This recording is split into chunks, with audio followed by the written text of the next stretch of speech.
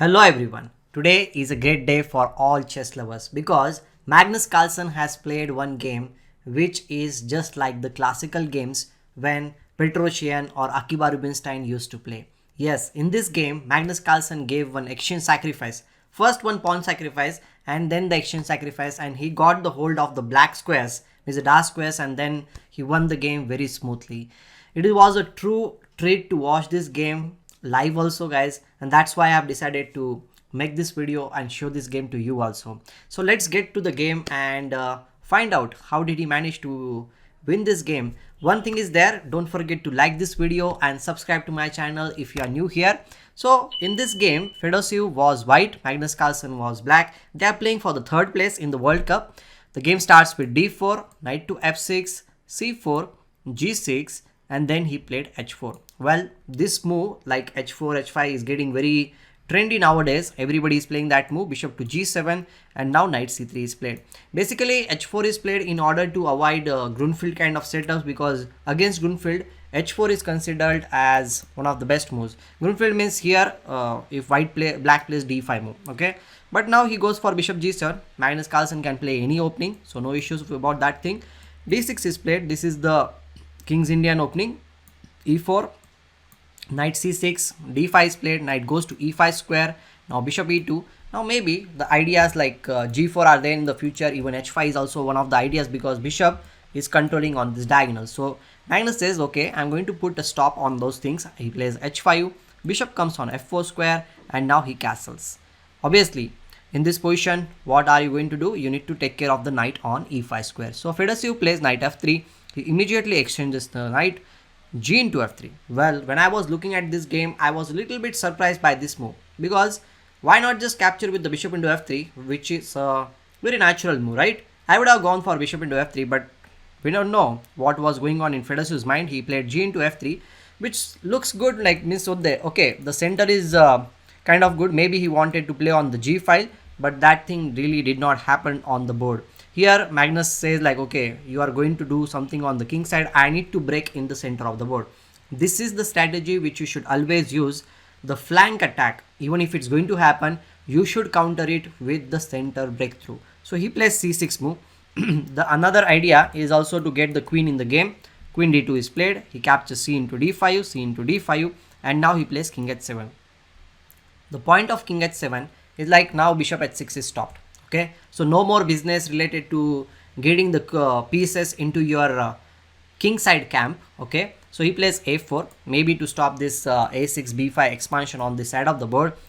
Magnus says like, okay, I'm going to put my knight on d7 square, I'm going to control the e5 square, and I'm going to put some pressure on f3 square. He plays a5, and now he plays f5. Very standard idea in King's Indian opening, because in King's Indian defense we know this thing that f5, f4, all these ideas are very common, because you need to get some counterplay.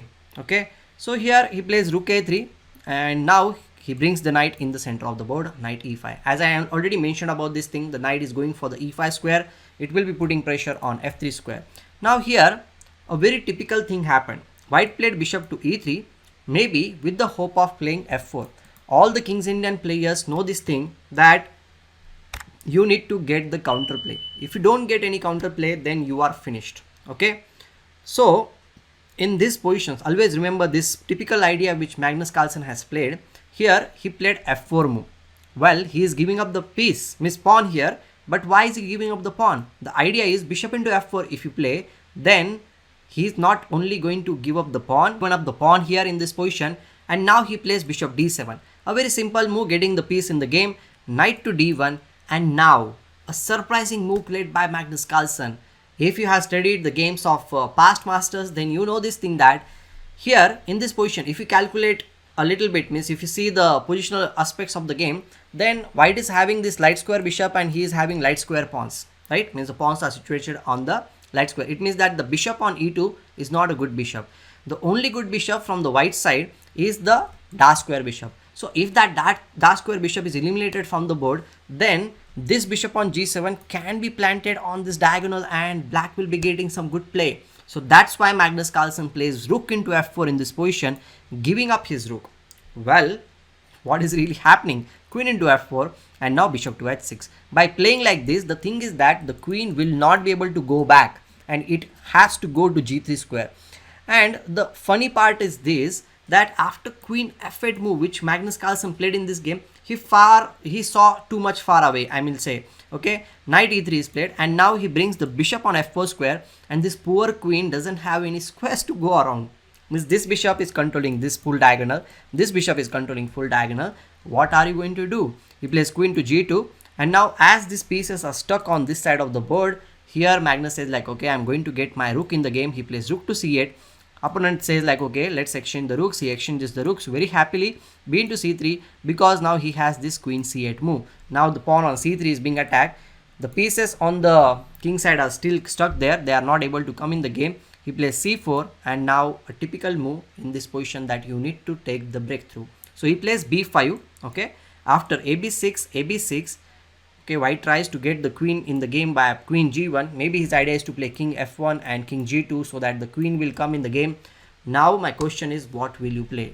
The next move which Magnus Carlsen played was a great positional idea. Okay, here you can already see that these pieces are dominating on the board. It is controlling everything on the board, and especially this bishop also, it looks like it is not doing anything, but it is doing something. He activates his queen to a8 square. The queen is also now entering into the game. King f1 is played. Now opponent is just one step away from going to g2 square, and then his pieces will be free. But Magnus Carlsen says, wait, you won't be allowed to do that thing, because I have this good move queen to a2. Now king is not able to go anywhere because the bishop on e2 will be falling. In that case, he plays knight g2. Again, the thing is that maybe knight will be coming to e1 square, and then something will happen, but Magnus is like, okay, wait for that thing also. Another idea of knight g2 is like, this bishop is being captured. If the bishop is captured, then also white's problems will be over. But Magnus plays queen to a1 check, knight e1, which is a post move in this position, and now he plays queen b2, again not allowing king to g2 because the piece on e2 will be falling in that case. He again plays knight g2, then he plays queen c1 check, knight e1, and now he plays queen to d2. By playing this move, again he is stopping everything. The thing is that now if you play knight to g2, okay, it will be a big blunder, because can you guess the move? I hope you will be able to guess the move. Of course, if you just play this move, this will not lead to anything, but here he has a good move, that is knight to d3. The idea is, if you capture here, okay, then queen into d3, king will come here, then bishop to d2 check, king with d1, and then bishop a4 will lead to a check and mate on the board. So you cannot really capture the knight. What if you capture knight into f4? This also looks a very possible criteria in this position, but then knight into f4 will come, and the poor bishop on e2 will be lost. I'll tell you one thing, throughout the game that bishop never came in the game. Okay, so he played queen to g2 in the position, then king g7. The idea is, see, here black wants to do something in the center of the board, because everything is blocked. He just wants this passed pawn in the game. If the pawn is passed pawn, then he will be winning the game. For that reason, he needs to get rid of the c4 pawn. But right now he cannot really win that pawn, because white is preparing rook g1 and queen into g6, means we cannot capture the pawn with the knight. So that is the problem. So in order to open up the game, he plays king g7. The idea of king g7 is like getting away from the g6 square, play e6, capture here, and then the bishop will be coming in the game. That's what happened in the game also. Rook to g1, he played king f8, getting away from queen g6 and all those checkmate threats. Queen h1, he plays e6, rook g3. We don't need to capture the rook. Magnus is like, well, no matter what, I'm not going to move any of my pieces, because there is great domination on the dark squares in this position. Okay, so here he plays e into d5. Of course, c into d5 if you play, then the b5 followed by b4. The pawn will be queening very soon without any trouble. It will like the free ticket to the queening square. He plays e into d5, but the bishop comes on the f5 square.